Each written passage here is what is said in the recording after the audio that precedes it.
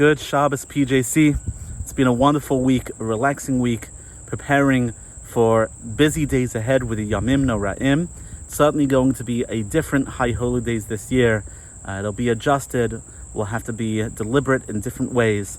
But I hope and I pray that all the work that is going into making our services safe will also make it more meaningful, make it inspiring.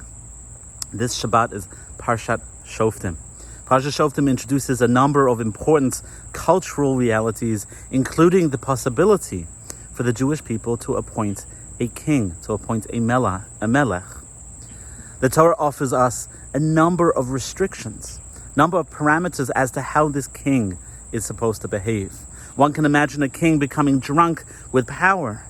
So the Torah provides for that king checks and balances. One of those checks on the king's power is the requirement for the king to carry with him always a Sefer Torah.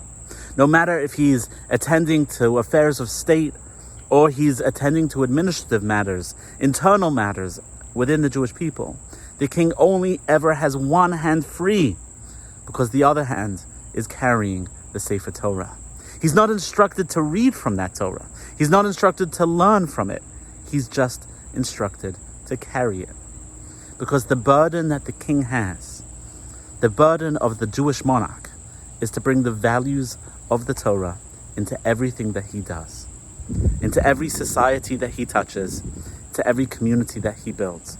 He needs to be guided by the Torah. I'm sure there are times when carrying that Sefer Torah felt like a tremendous burden for him. If only he had two hands free to truly attack an issue, to truly help out with an issue.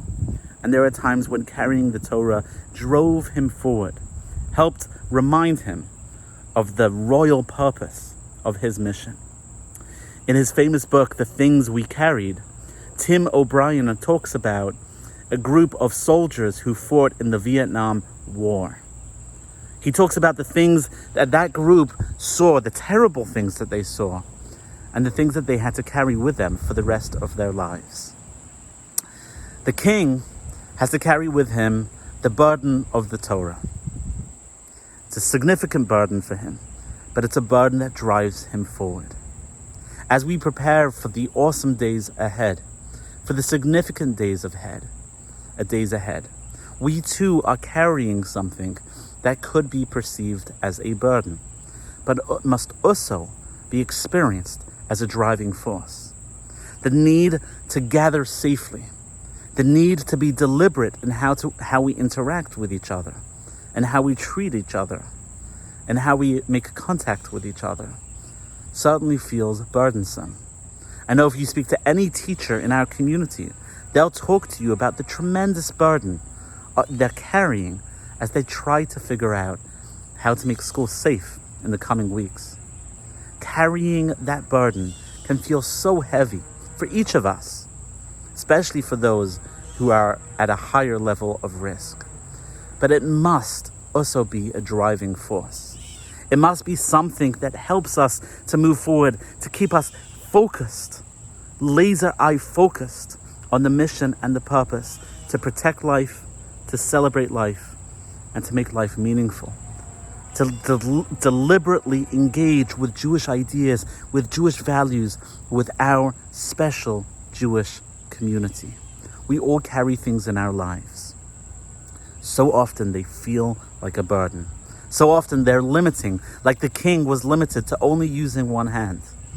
But if we reframe them, if we think carefully about them, just like the king's purpose was given to him by the Sefer Torah he carried, so too our purpose is given to us by the thoughtfulness we need to operate with now, by being deliberate in the days and the weeks ahead, and by connecting with each other despite the need for us to maintain our distancing. Wishing each of us a healthy week. Mirza Hashem, it should be a very special Shabbos. I look forward to returning to Maryland next week and to getting ready for the important and significant days ahead. And Mirza Hashem, please God, we will continue to be healthy and we will continue to be inspired, carrying this burden, driving ourselves forward like the Melech, like the Jewish king, who had to carry his Sefer Torah, driving himself forward. Wishing you Shabbat Shalom.